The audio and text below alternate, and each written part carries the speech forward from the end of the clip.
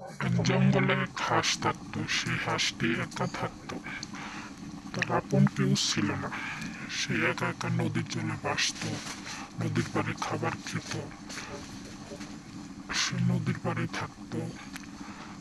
তবে তার একটা বন্ধু ছিল, ময়ূর বন্ধু। সে ময়ূরের সাথে মাঝে মাঝে বসে নদীর পাড়ে বসে বসে গল্প করত। একসাথে অনেকক্ষণ গল্প করত। করার পর দুজন দুজনের বাড়িতে চলে যেত। ময়ূরের সাথে আজও গল্প করতেছে। গল্প শেষ হলো। শেষ হওয়ার পর দুজন দুজনের বাড়িতে চলে গেল।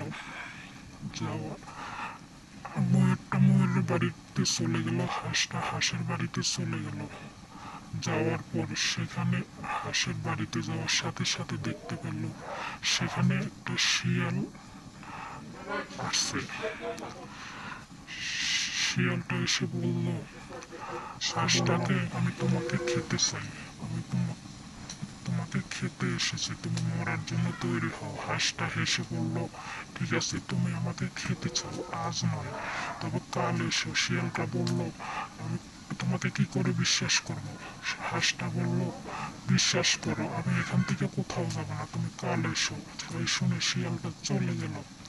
চলে যাওয়ার পর হাঁসটা একা একা মনে মনে ভাবতে লাগলো কি করবে। সে ভাবতে ভাবতে হাঁসটা ভাবতেই থাকলো, ভাবতেই থাকলো। ভাবার পর অনেক ভাবলো, কিন্তু কোনো কিছু খুঁজে পেল না। বলল, থাক, আজ আর কিছু ভাববো না। কাল নদীর পাড়ে যেয়ে ময়ূরের সাথে একসাথে দুজনে মিলে বুদ্ধি করব কি করা যায়। এই বলে হাঁসটা হলো।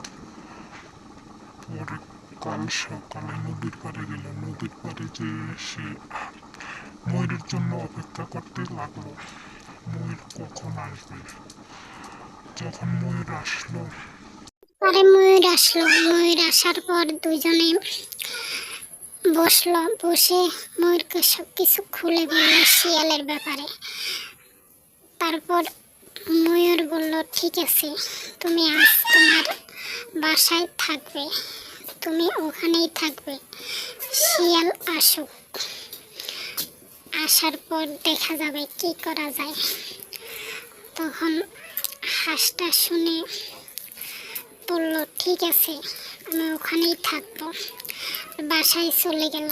চলে যাওয়ার পরে শিয়ালটা আসলো। আসার পর বলল, ঠিক আছে, তুমি আমাকে খেতে চাও, তাহলে আসো, এখানে এসে আমাকে খেতে হবে। শিয়ালটা বলল, ঠিক আছে, আমি ওখানে যেয়েই তোমাকে খাবো।